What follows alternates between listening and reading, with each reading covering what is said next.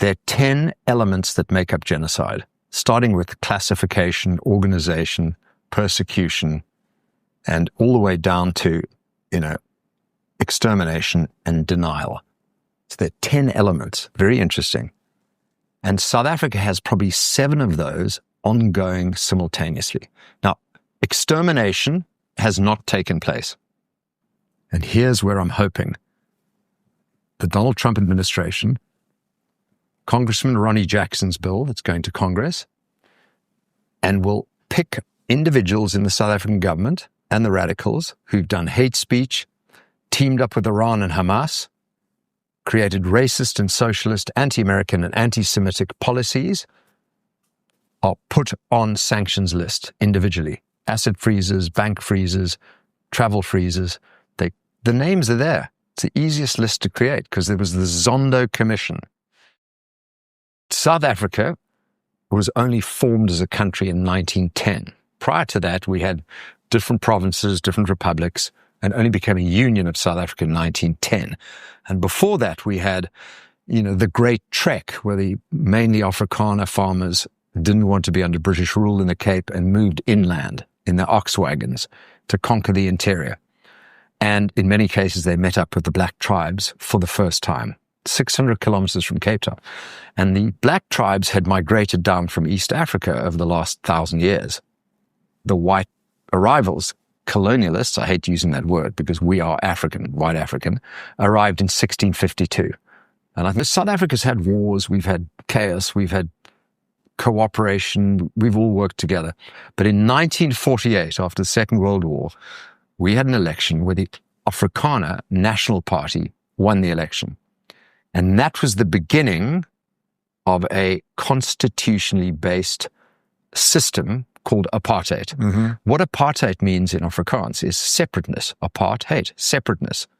And the intention was that, you're a different ethnicity and a different culture. You should have your own areas, have your own schools, and stick to your own cultures. And we mingle when we have to through employment and through other elements. And that was the beginning of apartheid. And it obviously evolved from there to a point where in 1985, the Afrikaner national government got together and because of international sanctions, because of demographics, and because they saw where the world was going, they decided apartheid was unsustainable. They made a conscious decision. It's not sustainable. And in 1994, having released Nelson Mandela after 27 years in jail, South Africa had its first democratic elections, and the ANC, African National Congress, swept to power. They got 80-something% of the country, which meant a lot of the white people voted for them too. Only Cape Town and the Western Cape, this little strip down in the bottom corner of Africa, did not vote for the ANC, and never has. And when you look at South Africa, somebody asked me, is it a geographic or a management problem? The geography issue is that it is twice the size of France, South Africa. It's huge. And the Western Cape has nothing to do with KZN, has nothing to do with Mpumalanga. I think there are 26 languages. There are 12 national languages, 26 different languages. The white tribe is made up of the Anglos and the Afrikaners. The black tribes have got 15, it's Tswana, Zulu, Xhosa, Sotho. Then there are the people of Indian extraction. And then there's a group called the Coloreds. And the colored people are the mix of the blacks and the white people. So South Africa is geographically confusing and ethnically and culturally confusing. It shouldn't be one country. It's 1994, Mandela gets released, democracy rules, and from 1994 to about 2008, everything worked wonderfully. This was called the Rainbow Coalition. There were whites, blacks, colors, and Indians in positions of power. It was a meritocracy. Our country grew at 3, 4, 5% economic. 500,000 jobs were added every year in that period. And the country was working. There was investment. And the world basically said, look what we've done. We've saved South Africa from a horrible future. We've been successful. Well done, South Africa. And then they looked the other way. The world turned to look for the next thing to solve. And from 2008, a man called Jacob Zuma came to power, followed by Cyril Ramaphosa. Right. And then the rot really set in. Within the ANC original doctrine, which was, I think is 1920s, 1930s, was built the Soviet playbook. And it has been implemented slowly and effectively. And what happened was Nelson Mandela stood as a giant, as a saint, astride the ANC, South Africa, and the evil ANC doctrine of implementing racist policies, socialist policies. And he kind of managed the transition. Mbeki, who followed him, did the same. He had his faults, but in general, everything was working. But Jacob Zuma, trained in Russia, came to power. Not a very intelligent man, a populist, but he began to implement the National Democratic Revolution, NDR. And from then on, they implemented something called cadre, or cadre, C-A-D-R-E, deployment. And Cyril Ramaphosa, our president, was a member of that committee, secret, inside the ANC, that basically said, we need to replace any white person that is a position of power, authority, or handles a budget. And I'm not talking about just senior people. I'm talking about a small town manager of a sewage work, small town manager of the, people that pick up rubbish or handle the electricity. They were replaced. There are 140 race-based laws in South Africa, and 111 of them were added after 1994. So the ANC government has instituted a racist policy and are creating what I call economic genocide. And everyone, when they hear genocide, think of one word: extermination. Genocide, if you go to the United Nations definition, there are 10 elements that make up genocide, starting with classification, organization, persecution, and all the way down to, extermination and denial. So there are 10 elements. Very interesting. And South Africa has probably 7 of those ongoing simultaneously. Now, extermination has not taken place, okay?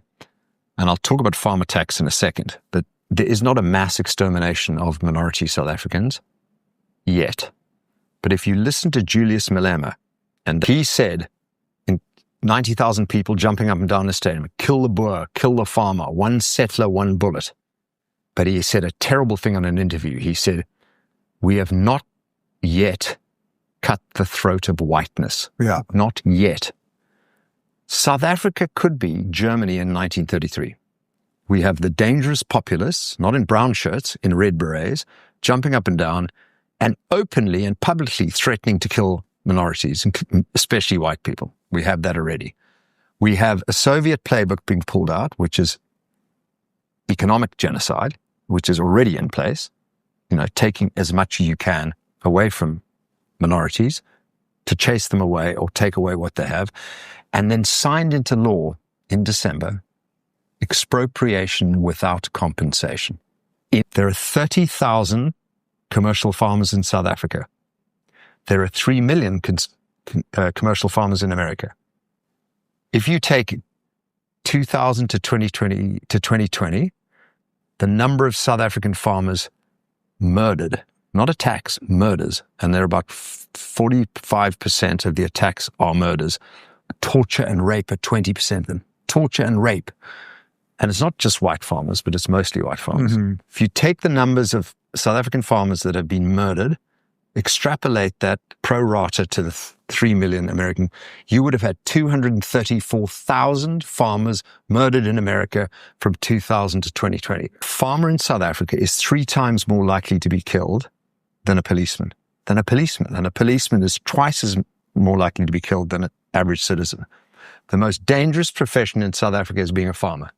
I did some work. There are 23 dollar billionaires in America born in South Africa. The richest man in LA, Elon Musk. The second richest, Patrick Soon-Shiong, both from South Africa. The founder of Monster Drink, South African. The founder of Encino, South African. These are huge. But the guy I met last night, incredible guy, Matthew Rabinowitz, South African. Cyril Ramaphosa with his little entourage and white John Steenhuisen and the billionaire and the 2 golfers was trying to represent the middle ground of South Africa. But they glossed over some of the key questions they didn't tell it like it is honestly to Donald Trump. Only Retief Goosen, the golfer, said, look, my family have farms. They've all been attacked. It's dangerous being a farmer. That was it. But at least he told the truth. And I think Cyril was lucky. He got away with it a little bit, Cyril Ramaphosa. I think Donald Trump could have been way tougher. But, this expropriation without compensation law, I'm just thinking of the three words, is a loaded gun in a bedroom that everyone says we're not going to need it. But kids are running around. They'll pick the gun up and pull the trigger. So why have a law called expropriation without compensation if you're not going to use it? What do I want? I want Cyril Ramaphosa and his merry clowns to go back to South Africa and realize they're in deep trouble. The country's not fixable. They know that. And America can make a hell of a difference, carrot and stick. The carrot, America can invest heavily, can revitalize our economy, give us economic growth, which we're not getting, but the stick. And here's where I'm hoping the Donald Trump administration, Congressman Ronnie Jackson's bill that's going to Congress, and will pick individuals in the South African government and the radicals who've done hate speech, teamed up with Iran and Hamas, created racist and socialist, anti-American and anti-Semitic policies, are put on sanctions list individually. Asset freezes, bank freezes, travel freezes. The names are there. It's the easiest list to create because there was the Zondo Commission. Listen to this. 4 years of work, R1 billion of taxpayer money, 2,348 names mentioned, alleged and real criminal activity. There's your list. Pick the top guys, sanction them. And that will change South Africa because we're not going to change it internally. So the stick needs to come. And I think the team going back to South Africa are very well aware that Donald Trump was reasonably peaceful and charming in that meeting, but they're being told behind the scenes, repeal expropriation without compensation, repeal racist black economic empowerment laws, and withdraw the ICJ case against Israel as a fundamental basis before we even have proper talks with you.